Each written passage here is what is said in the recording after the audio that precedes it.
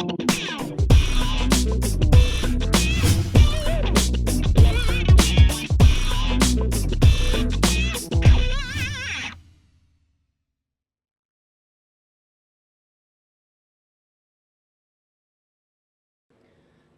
was always an unlikely leader.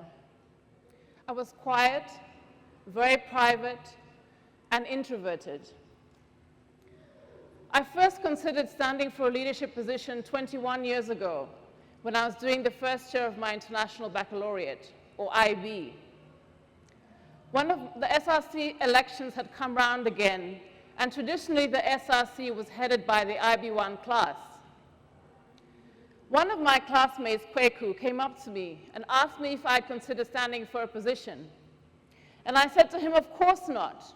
No one's going to vote for me. And he said to me, that's a really lousy attitude. And it stung at the time, but I'd felt completely justified in my opinion. After all, elections are essentially a popularity contest, and I did not consider myself to be popular. But that conversation left a lasting impression on me. 17 years later, I decided to contest for the position of Honorary Secretary of the Law Association of Zambia. The Law Association of Zambia is the body that regulates the legal profession in Zambia. It also has a mandate as a watchdog over rule of law and constitutional issues in Zambia. I decided to stand for, amongst other reasons, because I'm an advocate for women's empowerment, and I believe that I should lead by example. But before I decided to stand, I consulted a few of my friends as to whether it was a good idea or not. And they said to me, you should go ahead, but be prepared to fail. One of them gave me a book called Dare to Fail by Billy Lim. In that book, the author narrates the story of a young lady who aspired to become a prima ballerina. She practiced hard every day, and one day heard that a famous ballet troupe and ballet master were coming to town. So she went to the performance, and afterwards went behind stage to see the ballet master. She asked him if she could dance for him, and he said, go ahead. So she danced her heart out, and afterwards asked him, was that okay? And he said to her, no, I don't think you have what it takes. And she went away devastated, crushed that she would no longer be a ballerina. She got married and had children. But many years later, she heard that the same ballet troupe and ballet master were coming to town. So she decided she would see him. After the performance, she went to see the ballet master and said to him, you know, it's troubled me all these years that you were able to dismiss my talents so easily. How did you know that I didn't have what it takes? And he said to her, I barely looked at you. That's my standard response to all ballerinas. And she was incredulous. She said, you destroyed my dreams of becoming a ballerina. And he said to her, no, if you'd had what it takes, you wouldn't have listened to a word I said. And spurred on by that lesson, I stood for the position of honorary secretary and beat my opponent by a ratio of 2-to-1 votes. And I've never looked back.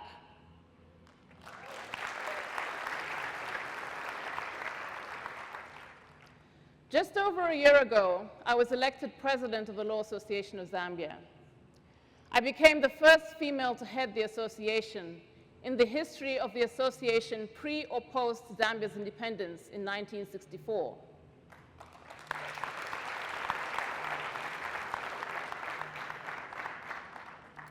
It was a big deal. I received local and international recognition. And the head of state and the two leaders of the two main opposition parties congratulated me. But I quickly realized that not much more was expected of me other than I'd achieved that feat. A couple of months after I was elected, I got a call from an organization that wanted to give me an award simply for having won the election. They knew nothing of my prior work. I decided that I was going to accept that award several months later. because by that time I decided I would have earned it by showing up and being fully engaged in my work. By that time, I had earned the nickname the Iron Lady for the position that the Law Association of Zambia had taken to sue every cabinet minister and deputy minister for failing to leave office after the dissolution of Parliament. And we won.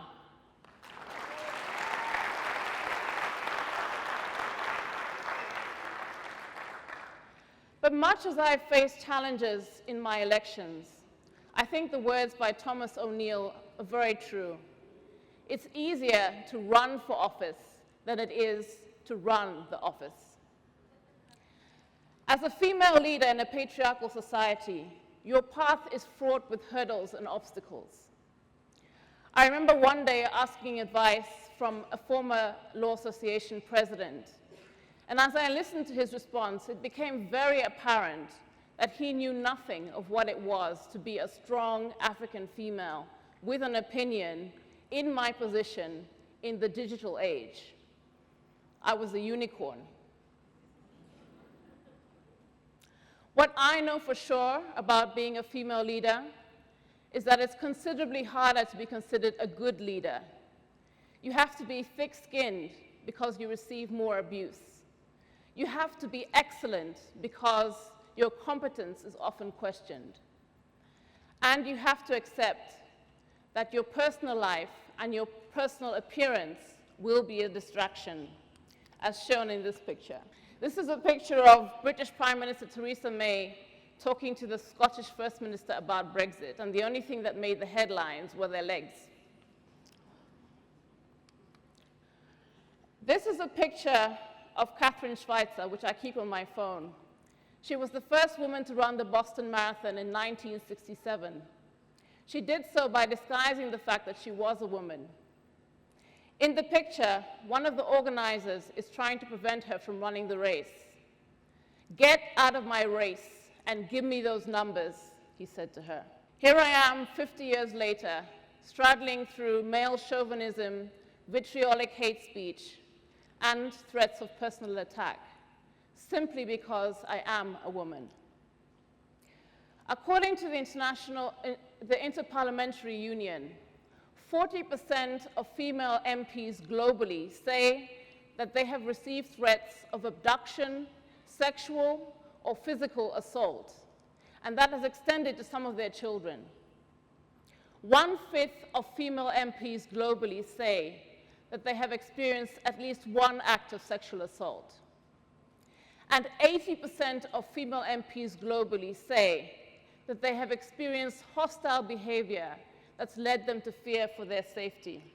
As the former anti-apartheid activist Dr. Mampela Rampele said, "Throughout my career, I've had to bear the burden of being the only woman, the first woman.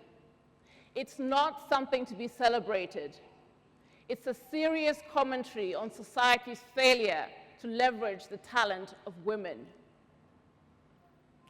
I could not agree more. So often in African society, women are merely seen as an appendage to men. I remember one female African ambassador telling me that when she was posted to a West African country, she was advised by very well-meaning women not to tell other people that she was divorced because they didn't think she'd be respected. In my own work, I'm constantly being told that I'm unwittingly being influenced by men I'm seen to be associated with or perceived to be associated with. And I think it's incredibly insulting that people don't think that women have independent minds. Women do know how to think.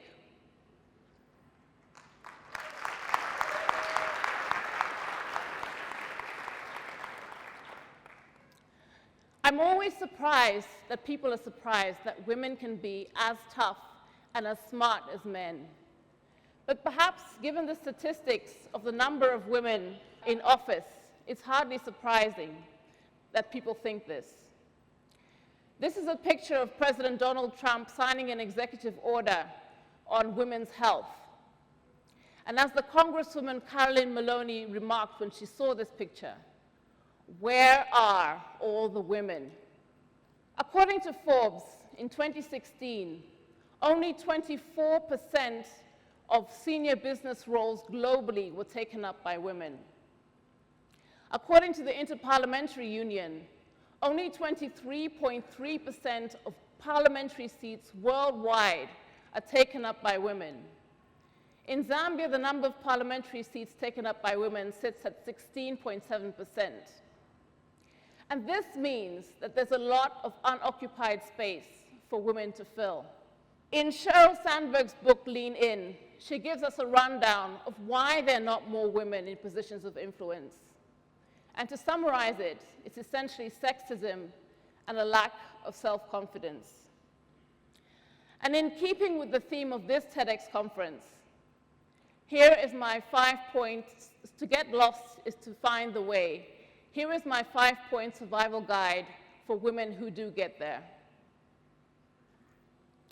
Have the courage of your convictions. In my own life, my faith keeps me grounded. I live by the words in Philippians chapter 4, verse 13. I can do all things through Christ Jesus who strengthens me.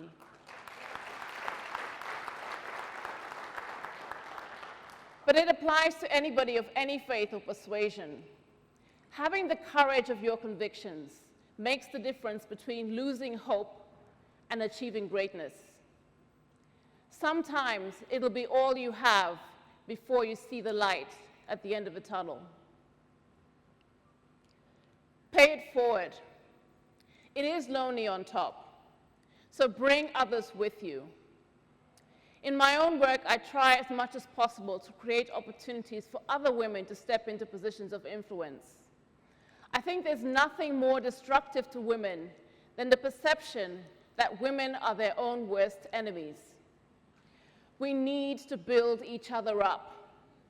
Being a woman in a position of influence needs to be the new normal.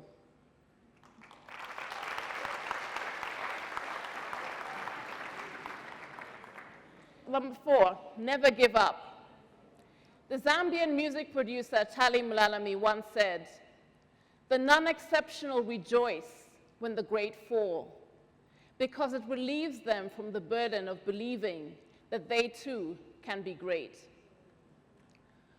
Leading requires taking risks, and you will not always be successful. But in those times when you fall, you have to dig deep within to discover what you're really made of. Get up, if only to drive the haters crazy.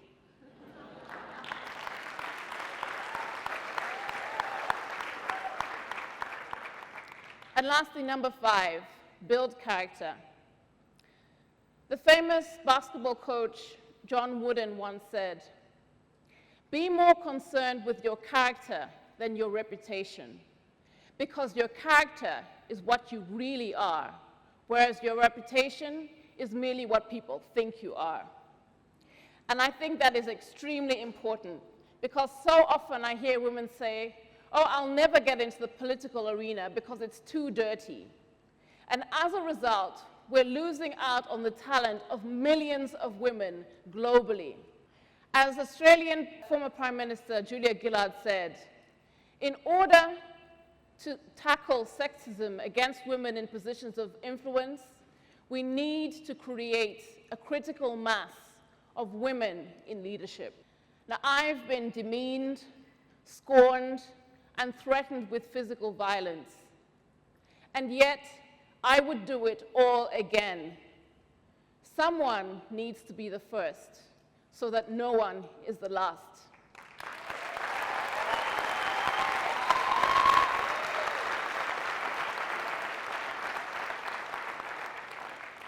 And I'll put my own twist on a saying in Bemba, "Fisanga abakashi." Loosely translated, it means, whatever the storm, women will still be standing. To women out there who want to lead, you are enough. Yes, we can. Thank you.